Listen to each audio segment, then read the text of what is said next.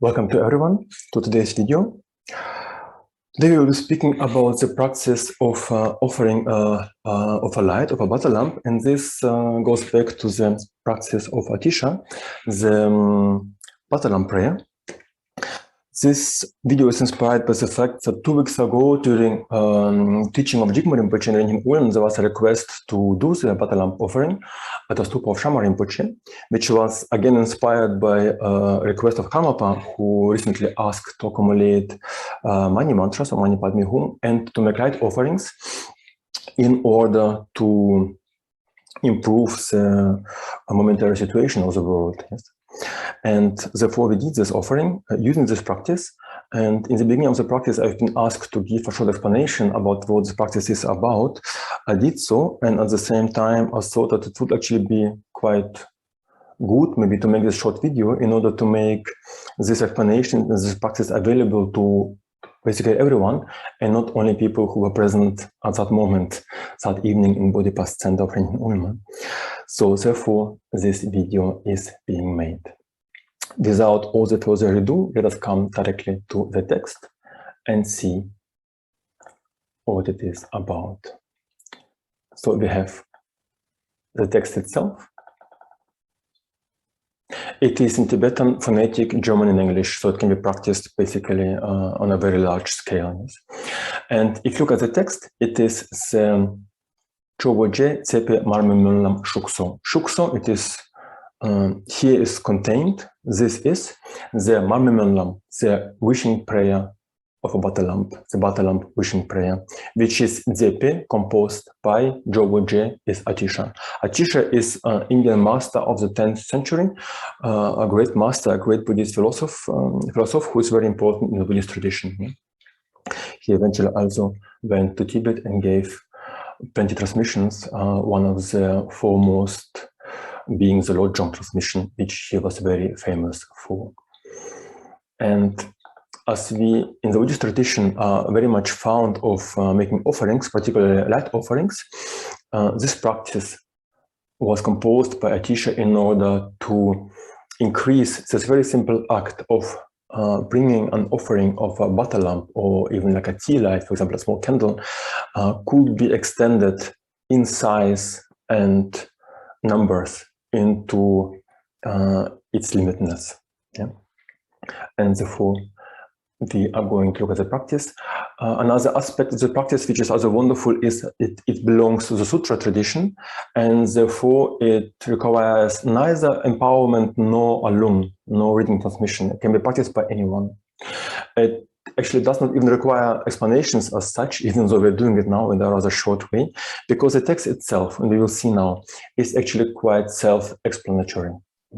The meaning is in itself, in the text itself, and one can conclude the meaning of the words by looking at them. The text itself here starts, and the text can be downloaded afterwards. It is for free distribution. Everybody can have it, you can share it. The text itself starts with the praise to Buddha Shakyamuni and his 12 deeds. A very common text, a very common praise that is used very often in the beginning of different rituals, and here it is included as well, but it is not necessary to do it. It is an addition. One can do it, it's not obligatory, because it is quite long, in fact. The meaning we will go through, because you can most of you know it already, and if not, you can look at the translation. All the 12 deeds of Buddha Shakyamuni are beautifully described by Nagarjuna as well, and therefore it is included in here as an introduction, so to say.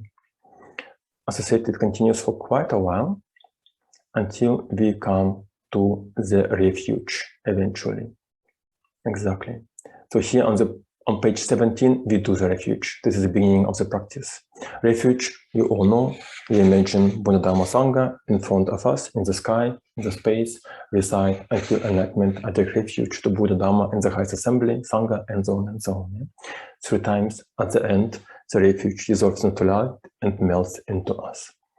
And then we recite the 4 limitless contemplations. Love, compassion, joy, and equanimity, as you all know, 3 times as well.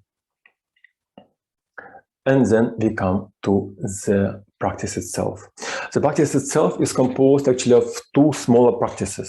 Yes, it is like two practices joined into one, and this is the first of them, yeah, first part, so to say. And it starts out directly with the visualization. This is what we are visualizing here. And one can just simply follow the meaning of the words and just imagine what is being described, and this is enough. Yeah? By lighting a butter lamp, holding it in one hand, or if one has to handle a text at the same time, maybe it's more practical just to put it somewhere next or on the shrine or in front of us, and then have the text in one hand, or you can keep both, depending on how skillful you are, manually, and recite the text while the butter lamp is being lit. One can do in Tibetan phonetic translation, depending what one is more familiar with. May the receptacle of the butter lamp become as vast as the enclosure of a milliard-fold universe. May the wick become as large as the king of mountains, Mount Meru. May the clarified butter become as vast as the peripheral ocean. And here already in the first two lines, there's a lot of symbolism involved. The milliard-fold universe. Most of you know that we do have in the Buddhist cosmology this representation of our universe, of our world, being symbolized by the Mount Meru in the middle, and the big one, the big mountain, the ocean all around, and the four continents, with each of them having two small continents as satellites, which represent our world, so to say. Above the God realms and so on, and this is our domain, our universe, and this is extended in numbers in all the directions. The four main directions, the four secondary directions, above and below. Basically, it's extending in all the space. Therefore, being multiplied more and more than many other worlds out there, according to the Buddhist cosmology, than just simply our dimension. And this, of course, in size, it becomes larger and larger, and in numbers as well. So please keep in mind this Mount Meru and the ocean around, because this symbolism is coming back now. If you look again at the practice text, we have the wick that becomes as large as the king of mountains, Mount Meru. So the wick that is burning on the bottom itself is as big as this mountain. And if you are curious, just for the joke of it, according to Kalachakra Tantra, to the Dukor, Tantra of Kalachakra, the height of this Mount Meru is 100,000 yojanas. Yojana is an Indian distance measurement, so to say, and in kilometers it will be 800,000 kilometers high. So we do our best. It is not to be taken literally, of course, one can, but it's rather to show the immense dimension of this visualization.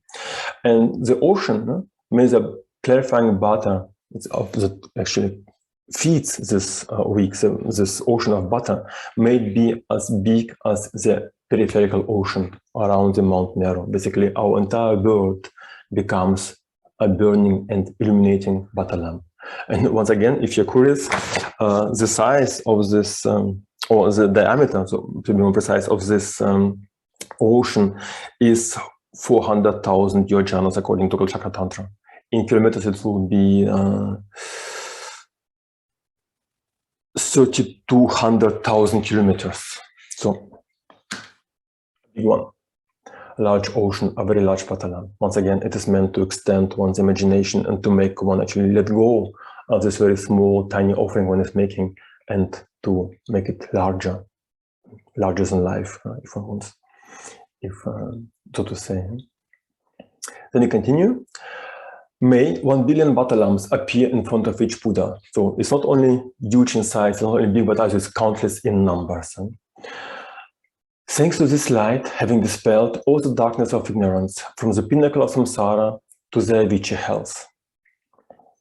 May the totality of Buddhas and Bodhisattvas' pure lens and the 10 directions become manifest and clearly visible on Benza Aloke Ahung. And here we make wishes that this light of a butter lamp, and light of course always stands symbolically for illuminating or dispelling the darkness of ignorance, makes all sentient beings perceive the pure realms of the Buddhas, because due to our confused perception, we are veiled and capable to perceive this pure dimension of Buddha's reality. And by clarifying our, I can say, ignorance by this offering of light that stands for illumination, for awakening, we make wishes to be able to perceive this pure dimension of enlightenment. Om Benza Aloke Ahum. And here we could even stay with the mantra for a while. Om Benza Aloke Ahum, Om Benza Aloke Ahum, Om Benza Aloke Ahum, to deepen our visualization and the intensity of our wishes, so to say. Aloke means light, fire. Om Benza Aloke Ahum means the Vajra light, the indestructible light offering. This was the visualization. Now we come to the actual offering of it. I make the offering of this sublime and marvelous Butterlamp to the 1,000 Buddhas of this good Kalpa and to others, to the Lamas, Idams, Dakinis, Dhamma protectors, and to the assemblies of deities, of the mandalas, of all the worlds, of the 10 directions of the universe. Let us come back briefly. I make the offering to this sublime and marvelous Butterlamp to the 1,000 Buddhas of the good Kalpa. This refers to the 1,000, or more precisely 1,004 Buddhas that are prophesied by the Arya Bhadrakalpikanama Mahayana Sutra, also by the Buddha himself, being prophesied to manifesting in this time of ours, in this aeon, so to say, in this time of our, not necessarily our existence, but the existence of our world. Yes. So it's said to be 1,004, and Buddha Shakyamuni is actually only number 4 among those. So there is 999 more to come. So we're in for a ride, so to say. And these Buddhas, actually, the depictions and even the names and characteristics and symbolism of the activity is described in the sutra, which is very inspiring. And also I will link this one in the description below. And even I might actually even link this a small document showing all this 1,000 Buddhas, which is just as inspiration. It is might be useful. So we make offerings to all those Buddhas, to Dakinis, to Lamas, to protectors, and so on and so on, to all the Bodhisattvas. In all the 10 directions of the universe. May all beings, and principally my father and my mother, really perceive in all their successive existences and places of rebirth the pure lens of the perfect Buddhas. Once again, a very strong wish. And become undifferentiated from the protector Amitabha. By the force of the truth of the assemblies of deities, the 3 travels and the 3 routes, please grant your blessing, so that this wishing prayer is quickly accomplished. Teyata Pensandriya Ava Bodhanaya Soha. It concludes this dedication, this wishing prayer, going along with the visualization of our offering and the actual offering itself that we have placed in front of ourselves, or possibly still holding in our hand in a form of actual candle or butter lamp. And one simply visualizes what is being described. And then in small letters, this one does not read, it's only for explanatory reasons. This prayer, composed by the glorious and venerable Lord Atisha, is known as the one that was chanted in unison by 18 Lopens in the temples of Yu and Sang regions. So this little promotion of the text saying that it was actually very popular and practiced largely by many people of great realization, and therefore it carries a lot of blessing.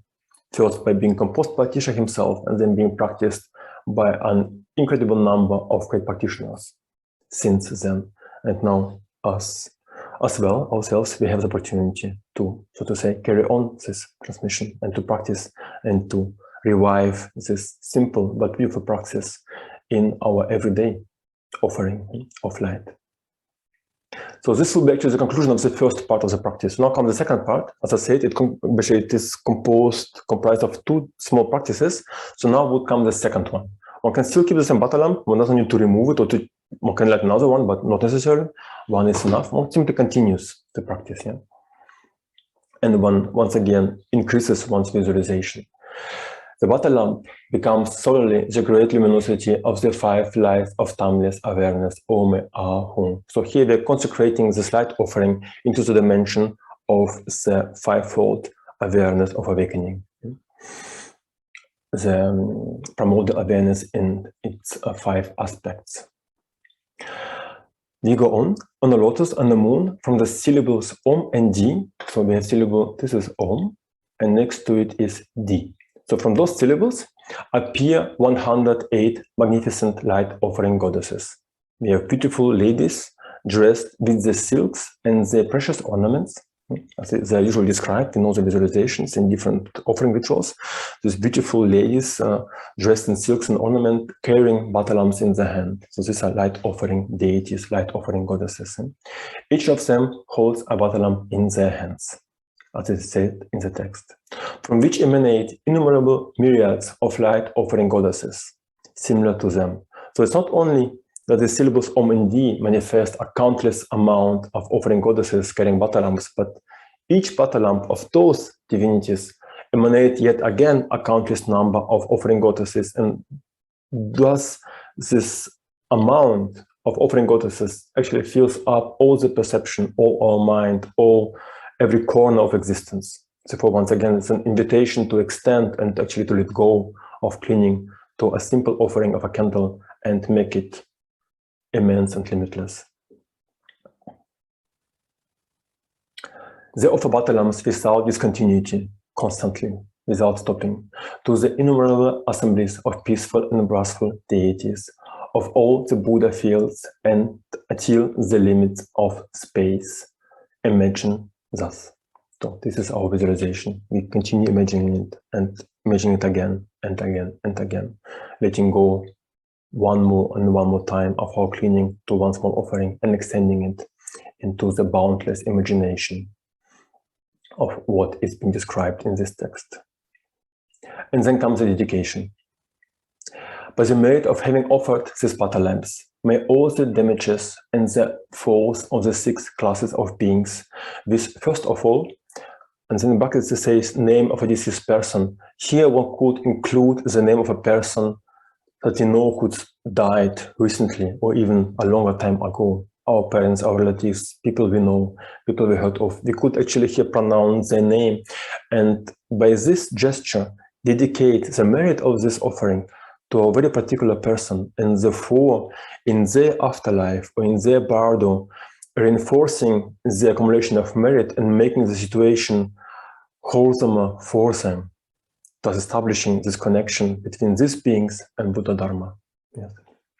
So we're not only accumulating merit for ourselves and all sentient beings, but we can actually make it very precise and very proactive and very personal also, of course, without too much cleaning, obviously. So first of all, and then we can say the name. In Tibetan, it will be here, Tsede. So here, instead of, if you do in Tibetan, instead of reading Tsede, we would say the name of the person, and then continue, Jingdak, Todrang, Droduk, Yi, etc. So first of all, name of the deceased person and the benefactors be restored. We make wishes of restoration of all the negative actions of all beings we know. May all the realizations and the obscurations be purified. May the negative karma, the harmful acts and the veils be purified. May the 3 worlds, the samsara, be emptied. May the fruit, the sukayas, be obtained. Once the samsara emptied, grant us the power of the Buddhas and the accomplishments. Is samsara, okay, yeah. May everything be auspicious. Voila. Just to go back a little bit, when it says, may all the realizations and obscurations be purified, purifying obscurations is obvious, that's what we are doing. Yeah? What means purifying realizations? Well, we don't purify realizations as such. What we're purifying is our obscuration, which prevent us from realizing awakening. Yeah? So this is what we're purifying. It's not to be taken literally here. And of course, negative karma veils, it's all very easy. The 3 worlds, samsara be empty. Samsara is being classified in 3 kind of sub-chapters, so to say, in the 3 domains. It's desire realm, form realm, or formless realm, thus making it 3 levels of existence in samsara. Or it can also be explained as below earth, on earth, and above earth. Once again, 3 dimensions of existence in this world, or in samsara, symbolically speaking. And Sukayas, obviously, Dharmakaya, Yamanakaya, Sambhogakaya, as we all know. May everything be auspicious. And this is the end of the practice itself. Yeah? And what comes now? one can keep the Butterlamp burning, and what comes now is the short Devachan prayer. It is an addition. One can do it, one doesn't have to, but of course it's a beautiful conclusion to do. Emoho, we all know, yeah? Emoho, Amitabha, the Buddha of infinite light, Vichinresi, the great compassionate, and so on and so on. Yeah? We will not explain this because most of you know what it is, and if not, you can look into the text. It is quite easy to understand, referring to the wishes in connection to the rebirth in the pure realm of Amitabha, Buddha of infinite light, which once again connects to a light offering. Yeah? So this is all about light here, yeah? About light and luminosity and illumination. And after Devachan, we have the usual dedication prayer, Sunam, Dihitam, Chesik, Panyo, Tobnini, Pedranam, Pamchini, etc. And at the very end, we have the prayers of development of bodhicitta. Yeah? May bodhicitta arise where it has not been arisen yet, might never diminish where it has been arisen, and so on and so on, might never be damaged, etc. Once again, increasing and developing and one can say igniting one's mind of awakening, one's bodhicitta, which once again refers obviously to the power of light, of a flame, igniting everything around it and illuminating the darkness. So I hope these explanations were useful. I wish you a wonderful practice with this Butterlamp prayer.